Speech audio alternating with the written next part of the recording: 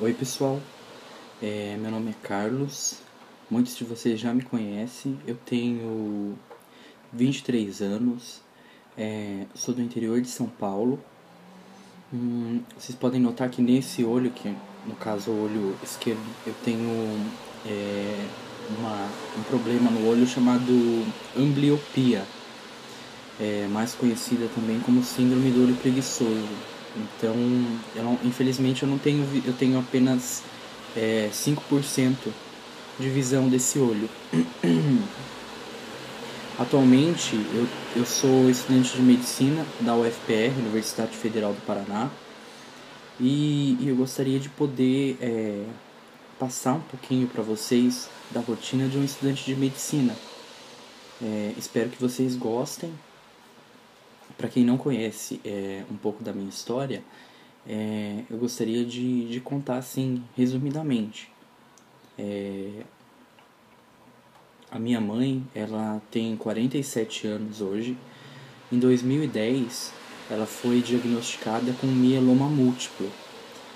Naquela época eu não queria fazer medicina. Eu tinha até medo de hospital, de sangue e tal. E ela começou a sentir muitas dores na coluna. Ela trabalhava de empregada doméstica. E conforme as dores aumentavam, ela procurava ajuda médica, né? Médico do posto de saúde. E o médico do posto de saúde falou que aquilo era normal, que era por causa do trabalho, que ela tinha que diminuir o ritmo no serviço, que ela estava fazendo muito esforço. E as dores começaram a princípio nas pernas, em março de 2010, e depois as dores foram aumentando, foram irradiando para a coluna. Ela sentia muita dor na coluna e mesmo assim não deixava de trabalhar nenhum dia, porque afinal, assim, nós somos de família humilde, então ela precisava trabalhar, eu já trabalhava, na época eu trabalho desde os meus 14 anos, então ela nunca perdeu assim nenhum dia de serviço por conta de doença, só em casos assim extremos mesmo, como a maioria das pessoas que também precisam, né, que sabem que não dá para faltar no serviço porque desconta e tal, enfim. E a minha mãe procurou ajuda médica, né, no posto de saúde. O médico falou que a dor era psicológica, já chegou a falar isso pra ela, que a dor era psicológica. E não procurou saber o que era, investigar o que era, entendeu? Eu acho que, assim, eu acho não, eu tenho certeza, acredito que isso foi um erro médico, que ela poderia ter sido diagnosticada antes. Mas aí o que aconteceu? Ele não deu nenhum medicamento, não deu nada, chegou a dizer que era uma hérnia, né? E ela foi pra casa, as dores continuaram piorando, e até que a gente encontrou um médico que é neurologista na Faculdade de Medicina de Bragança Paulista, né, da USP, Universidade de São Francisco. E esse médico pediu uma ressonância magnética da coluna, né, da coluna vertebral. Ela fez essa ressonância, as costelas, no caso, as costelas não iam mais até o fim. Tinha pedaço que já estava bem poroso, cheio de buraquinho nos ossos. E a minha mãe começou a ficar assim gravemente com fratura. Ela foi internada imediatamente no hospital da minha cidade, né, na Faculdade de Medicina, no Hospital Universitário de São Francisco. O médico pediu todos os exames que tinha, assim, a equipe de neurocirurgia pediu raio-x da cabeça aos pés, pediram também exames de sangue, todos os exames de sangue, exame de coagulação. E para nossa surpresa, quando os exames de imagem, no caso raio-x do corpo inteiro, ficou pronto, todos os ossos do corpo estavam esburacados, desde o crânio até os pés, cheio de buraquinhos nos ossos, que são as chamadas lesões, né, de sal e pimenta, que eles falam, imagem de sal e pimenta no caso do mieloma, cheio de buraquinho. E para nossa surpresa, ela estava cheia de fraturas nas costelas e na coluna, cheia de fratura, alguns ossos quebrados. O osso da bacia estava bem fraco, né? O médico chegou a dizer que ele estava mole. Ela estava com insuficiência renal, que o rim não estava funcionando como deveria, né? Nas suas funções completas. E também ela estava com o cálcio. Por que ela estava com insuficiência renal? Porque o cálcio havia se desprendido do rim, dos ossos, desculpa, e começou a circular na corrente sanguínea. E aí quando o rim foi filtrar o sangue, esse cálcio acabou lesionando o rim, acabou fazendo com que o rim não funcionasse na sua totalidade. Isso se chama hipercalcemia. Minha mãe também acabou ficando com confusão mental, né? Confusa, ela não sabia que ela estava no hospital. Para ela estava na casa da patroa dela trabalhando, fazendo faxina. Ela teve que ser amarrada na cama porque ela não podia se levantar, porque o risco dela se levantar e cair ou causar alguma fratura era muito grande. E assim ela ficou do dia 3 ao dia 19 de março. Para nossa surpresa, o neurologista do hospital pediu para que a gente conversasse com um oncologista. Eu nem sabia o que significava a palavra oncologista. Ele só nos disse que era câncer e que ela estava em estado muito grave. Isso foi assim um choque para todo mundo, porque a gente não esperava isso, sabe? E eu acho que ninguém espera o câncer e a gente não dá muita atenção para a doença até quando a doença bate na nossa porta, até o momento que o câncer bate na nossa porta e fala, cheguei. Aí que a gente começa a se preocupar, começa a prestar atenção que tem uma outra pessoa do lado que também está sofrendo, que está precisando. Até então a gente não imagina, a gente não tem noção das coisas, da gravidade das coisas. E aí eu fui conversar com um oncologista, Dr. Evaldo Pasquini. Ele disse que a minha mãe estava com mieloma múltiplo, um câncer de medula óssea, raro para a idade da minha mãe, porque é um câncer que dá mais em pessoas acima de 60 anos, é mais comum, segundo as estatísticas, em homens e em pessoas afrodescendentes. Então minha mãe estava totalmente fora das estatísticas. E o médico nos disse que ela ia ter que começar a quimioterapia, mas que o rim dela não estava funcionando, o rim da minha mãe estava funcionando cerca de 20%, 10%, uma coisa assim.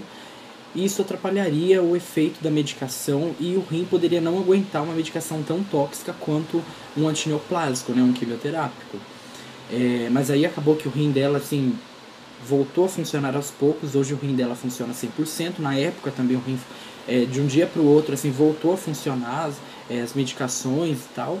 A quimioterapia, minha mãe começou a utilizar a quimioterapia, eu nem sabia o que era quimioterapia na época, para você ver assim para vocês verem como a ignorância da gente é tanta. Eu achava que quimioterapia fosse uma máquina que a pessoa entrava embaixo dela e saía careca e a máquina acabava que tratava o câncer de alguma forma, e não é assim que funciona, né? A gente sabe que quimioterapia é um medicamento que a pessoa toma intravenoso, ou seja, ou é pela veia ou é subcutâneo, que vai ajudar a atacar as células cancerígenas. A minha mãe começou a fazer a quimioterapia na época, né? Fez um protocolo de quimioterapia com dose de ataque para tentar diminuir o máximo possível de células cancerígenas. O mieloma, ele é um tipo de câncer que ataca os plasmócitos, células imunológicas que a gente tem na medula. A gente tem cerca de 4 a 10% de plasmócito na medula. Uma pessoa com mieloma múltiplo, ela tem muito mais plasmócito do que uma pessoa normal. No caso da minha mãe tinha cerca de 86%, 90% de plasmócito. Aí o que acontece? Em vez da medula ter espaço para as outras células se multiplicarem, como os glóbulos vermelhos, né, que são as células, as hemácias, a hemoglobina, e os glóbulos brancos, que são os leucócitos, o que acontece? Os plasmócitos tomam o espaço que seria das outras células e as outras células acabam ficando com a função, com a contagem diminuída. No caso da hemoglobina, o normal da mulher é acima de 12. A minha mãe ficou com 5, 6 de hemoglobina, chegou a ter que transfundir, fazer transfusão de sangue por conta dessa queda brusca assim, das células vermelhas, né, dos glóbulos vermelhos. E no caso, a minha mãe fez quimioterapia até junho. O câncer não respondeu muito bem assim, a medicação. Ela voltou a andar, ela tinha ficado uma época na cadeira de rodas, depois ela voltou a andar com a nossa ajuda, né? O tratamento dela assim, é todo pelo SUS. Nós não temos condição de pagar plano de saúde, convênio, nem nada do tipo. E até junho de 2010 ela tinha respondido de 86%, 90%. O câncer tinha regredido para aproximadamente 55%, 60%. Quer dizer, para um tempo tão grande de uso de uma medicação, o câncer respondeu muito pouco.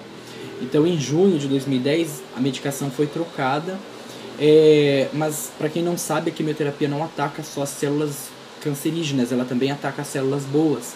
Por isso que a pessoa tem queda do cabelo, acaba ficando careca mesmo, né, por causa da quimioterapia. As células imunológicas, né, as células de defesa do nosso corpo também caem, sofrem com isso, e a pessoa acaba ficando em estado de imunossupressão, né, por conta de uma medicação. E foi o caso da minha mãe. Minha mãe ficou com imunidade baixa, acabou pegando uma pneumonia por conta disso, foi internada para tratamento dessa pneumonia no hospital universitário da nossa cidade.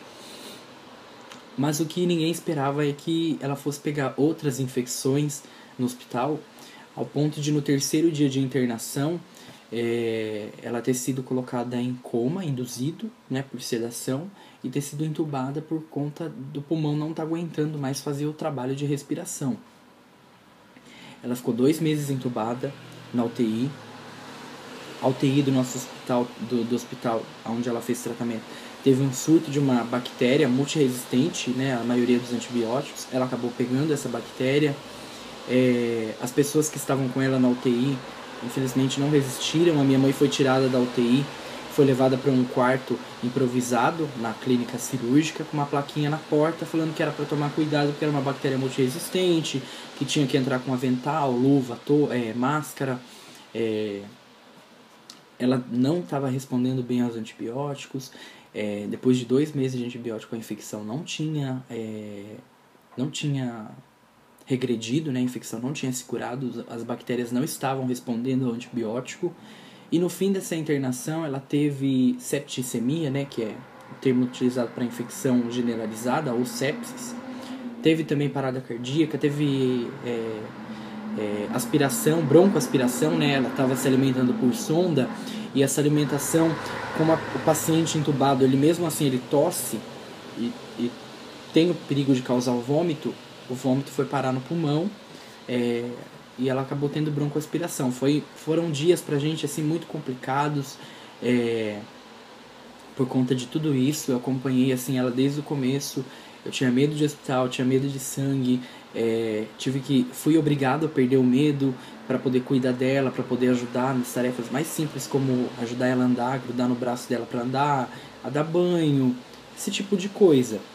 E no fim dessa internação de 2 meses de UTI, com tudo isso que ela teve, o prognóstico é que ela não iria aguentar, que ela não iria resistir e que possivelmente naquele dia ela não passaria.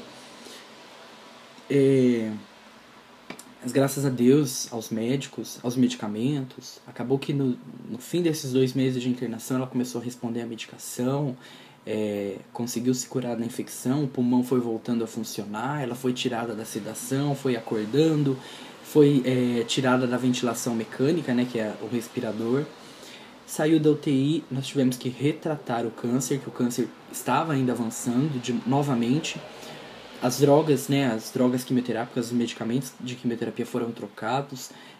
Minha mãe chegou a usar vários medicamentos como talidomida, bortezomib, melfalano, dexametasona. E aí o que aconteceu? De dezembro até depois de tudo isso, ela saiu da UTI, ainda teve uma escara, que é aquelas úlceras de pressão que tem que fazer curativo.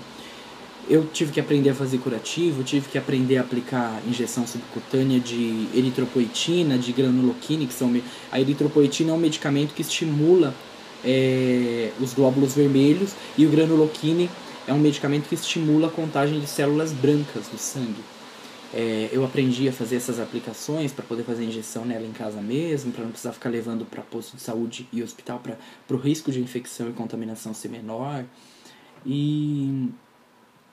E assim, eu acabei me superando, né? Superando os medos em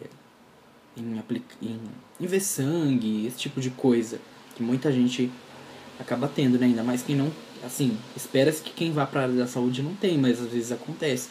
Não era o meu caso, que eu não queria fazer medicina na época. E quando foi em 2011, depois de várias drogas quimioterápicas, né, que a minha mãe usou para o tratamento, nós conseguimos a remissão. Remissão é o termo utilizado quando você faz um exame laboratorial e esse exame dá como negativo.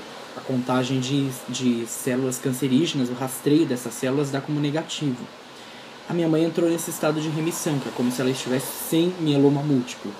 Foi aí então que ela foi encaminhada para fazer um transplante de medula óssea no Hospital das Clínicas em São Paulo. Transplante de medula óssea autólogo. Existem duas modalidades: o transplante halogênico, que é o que você precisa de um doador para fazer o transplante, que no caso vocês já devem ter visto a campanha para doação de medula óssea, né? Muita gente já deve ter mobilizado. Existe o transplante autólogo. O transplante autólogo permite que o paciente utilize a sua própria medula para fazer de novo essa infusão para tentar se curar de algum tipo de doença ou síndrome, né, do sangue. Infelizmente não são todos os tipos de doença que aceitam esse transplante e que se curam com esse transplante. No caso, as doenças que eu conheço, né, são mieloma, linfoma, existem algumas outras doenças que nem tem a ver com sangue, que também podem ser tratadas com essa modalidade de transplante. Mas no caso, esse transplante funciona da seguinte forma: enquanto o paciente está em remissão sem células cancerígenas, a medula desse paciente é estimulada, né, com injeções de granuloquina assim, em doses mais altas, para que essas células boas da medula se multipliquem e comecem a ser liberadas na corrente sanguínea, que a medula óssea fica dentro do osso.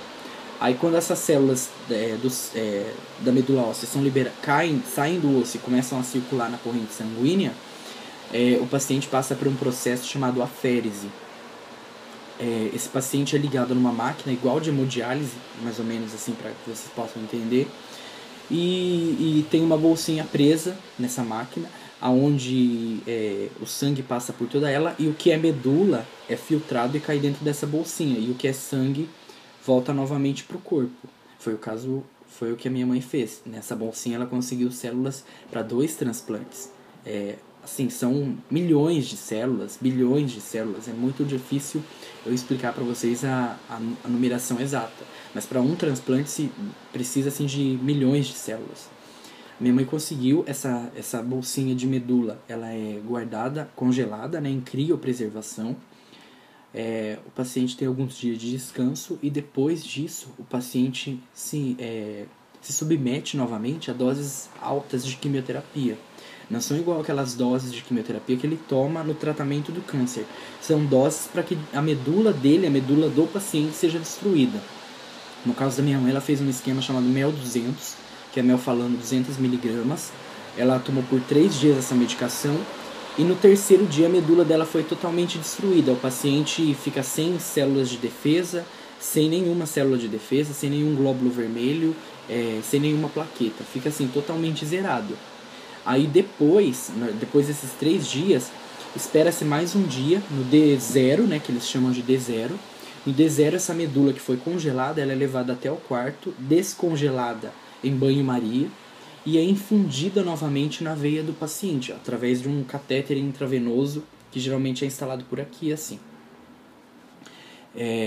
Aí a minha mãe recebeu essa medula no D0, e após o D0, no dia da infusão da medula, aí você começa a contar D+1, D+2, D+3, D+4, até acontecer a pega da medula, que no caso é a enxertia. No caso da minha mãe, a medula pegou no 12º dia. A pega é quando a medula começa a produzir células de defesa, glóbulos vermelhos, plaquetas. Por 3 dias consecutivos, essa contagem não pode cair. Por exemplo, se fizer 500 leucócitos por 3 dias, já significa que a medula pegou. Isso é considerado como pega. Aí depois que a medula... enquanto o paciente está nessa fase de transplante, ele tem que usar máscara, não pode ficar em contato com certas multidões, não pode ficar em contato com aglomeração de pessoas. Tudo tem que ser desinfectado para que ele não pegue infecção, que é um processo muito perigoso. Qualquer infecção pode ser mortal para o paciente, então tem que ser tomado cuidado. Então a minha mãe fez esse transplante e no D+12 a medula pegou. E conforme vai avançando os dias, D+12, D+13, D+14, os cuidados assim primordiais, né, o período de risco está até o D+90, quer dizer que do D0 até o D+90, ou seja, 90 dias depois do transplante, 3 meses, ainda é considerado arriscado uma infecção, alguma coisa do tipo. O paciente ele toma antibiótico por um bom tempo, no caso assim, ele toma antibiótico seguidamente durante 1 ano para evitar infecção, que foi o que aconteceu com a minha mãe. E após 1 ano de transplante, as vacinas, que no caso um recém-nascido toma, o paciente que faz transplante tem que tomar todas novamente, porque ele não tem mais aquela memória imunológica que ele tinha, ele não tem mais. Então ele tem que tomar todas as vacinas novamente, seguindo um calendário, né, determinado pelo serviço de transplante de medula, com as vacinas em forma cronológica, né, vacina da pneumonia, vacina da hepatite e etc. Para que a sua defesa reconheça essas células e para que ele não sofra nenhum tipo de risco lá na frente, né? O cartão de vacinação novo, é uma fase bem que tem que tomar muito cuidado. E depois do transplante, né, agora dia 13 de agosto, agora de 2014, minha mãe fez o transplante dia 13 de agosto de 2012, e no dia 13 de agosto agora de 2014, já fez 2 anos de transplante de medula, a gente já comemorou 2 anos de transplante de medula. Infelizmente, na literatura médica, o mieloma não é considerado como uma doença curável. Na literatura médica está bem assim, claro que o mieloma não tem cura, e também não sabem a causa do mieloma múltiplo. Assim, a causa definida do mieloma múltiplo não tem. Mas o transplante ele é uma forma de tentativa de curar a doença. Existem pacientes que ficam 5 anos livre da doença, 10 anos livre da doença, depois a doença começa a retornar, a recair, e o paciente recomeça o tratamento com quimioterapia, faz uma nova coleta de células, né, da medula, e faz um novo transplante. Mas assim, de forma resumida, é lógico que tem muito mais por trás disso, mas eu estou tentando resumir da melhor forma para que vocês entendam. Depois de tudo isso que eu passei com a minha mãe, me deu uma vontade muito grande de querer ajudar as pessoas assim ao meu redor, e as que não estivessem ao meu redor, e fazer algo a mais por elas, não só ajudar com informação, mas também fazer medicina. Eu pensei em fazer medicina na época, não imaginaria que eu realmente chegaria, né, a tomar essa atitude e um dia estaria cursando medicina, mas acabou que deu certo, né? Eu pensei em fazer medicina. Ano passado, em 2013, mandei uma carta para um cursinho, né, que é o Anglo. É um cursinho assim, muito bom, de referência, né, muitas aprovações, mas é um curso muito caro, que infelizmente eu não tive como pagar. Inclusive, assim, retornando um pouco sobre a questão do tratamento da minha mãe, foram vários medicamentos que a minha mãe usou, todos foram fornecidos pelo SUS. Existiram alguns medicamentos que o SUS não fornecia, que foi o caso do Velcade, né, também chamado de bortezomib, ele é um inibidor do proteasoma. Esse medicamento não está disponível no rol de procedimentos do SUS, assim como outros medicamentos para câncer também não estão disponíveis. Mas como nós não tínhamos condições de pagar, cada ampola do medicamento desse tamanho custa R$4.000. É um dinheiro assim, o médico pediu mais de 28 ampolas, daria mais de 100 e poucos mil reais. Nós entramos na justiça, eu entrei na justiça com um processo. O SUS foi obrigado a pagar a medicação, então nós ganhamos o direito de ter essa medicação. É até utópico falar que o paciente tem que entrar na justiça para ganhar o direito de viver, né? Mas isso fica para um outro vídeo. Bom, e aí eu decidi fazer medicina, mandei uma carta pro cursinho contando a história da minha mãe, o que nós passamos, e eu ganhei uma bolsa no Anglo de Bragança Paulista no ano passado. Eu fiz o cursinho lá, estudei bastante, porque eu sabia que eu não teria outra chance se eu não passasse naquele ano. Eu não sabia se no próximo ano eu teria bolsa de estudos. Acho que isso acaba te dando uma pressão muito grande, você tem que passar. E aí no meio do ano uma amiga que também já tinha morado em Curitiba me convidou para prestar a prova da UFPR. Eu tinha certeza que eu não ia passar, mas eu acho que ninguém pode ter esse tipo de pensamento, né? A gente vai amadurecendo, depois a gente vai vendo como a gente tem que mudar o nosso pensamento. Eu tinha certeza que eu não ia passar, mas acabei vindo prestar a prova em Curitiba. A primeira fase foi na PUC. A primeira fase foram questões de múltipla escolha. Na primeira fase não tem cotista e ampla concorrência, todo mundo concorre junto, não tem nada que possa ajudar ninguém, você tem que saber. E na segunda fase os cotistas só vão concorrer com as vagas de cotista e ampla concorrência vão concorrer com a vaga normal. Então não tem essa do cotista pegar a vaga de uma pessoa de ampla concorrência. Cada um vai concorrer dentro da sua vaga. E eu tinha passado a primeira fase, estudei mais ainda para a segunda fase, treinei todas as provas antigas, treinei muita redação, porque são 5 redações aqui. E no dia 9 de janeiro, meu amigo Lucas, de Bragança Paulista, me ligou, ele e a namorada dele, a Flávia, para contar que eu tinha passado no vestibular. E eu achei que eles estavam brincando com a minha cara. Nunca imaginei que eu tivesse passado no vestibular de uma universidade federal.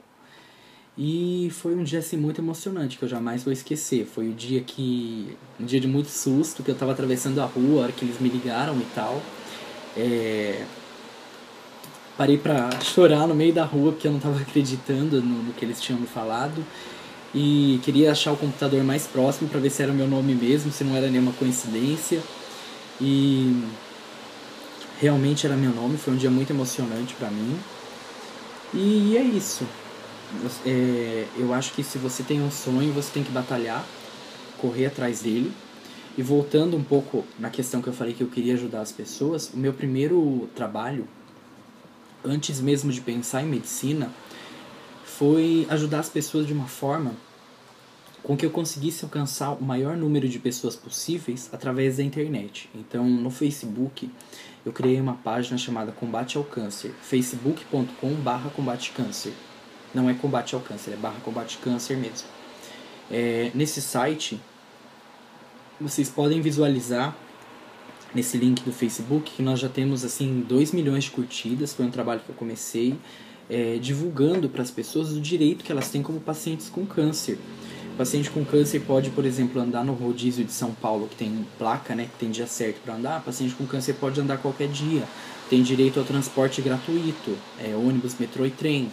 Tem direito a auxílio-doença, tem direito a... Dependendo da lesão e o paciente não possa trabalhar mais, tem direito à aposentadoria por invalidez, direito assim uma série de coisas que também no site www.combatealcancer.com vocês podem encontrar tudo isso lá, todas essas informações lá. E eu acho que pra gente ser médico, eu acho que pra gente poder ajudar alguém, a gente não precisa ser médico. Você pode começar a ajudar desde já. Você que é vestibulando de medicina ou você que já é estudante de medicina, eu acredito que desde já você já possa ajudar alguém que está ao seu lado. Seja doando sangue, seja se cadastrando como doador de medula óssea, seja fazer um trabalho voluntário no hospital, seja dar uma blusa para quem está precisando. Às vezes a gente não tem sobrando, às vezes a gente não tem nem pra gente.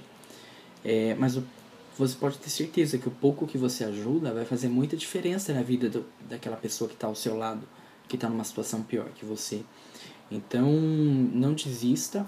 Eu vou tentar postar mais vídeos, né, da rotina mesmo do estudante de medicina, com as aulas que a gente tem e tal, para que vocês vejam e para que vocês se motivem a não desistir.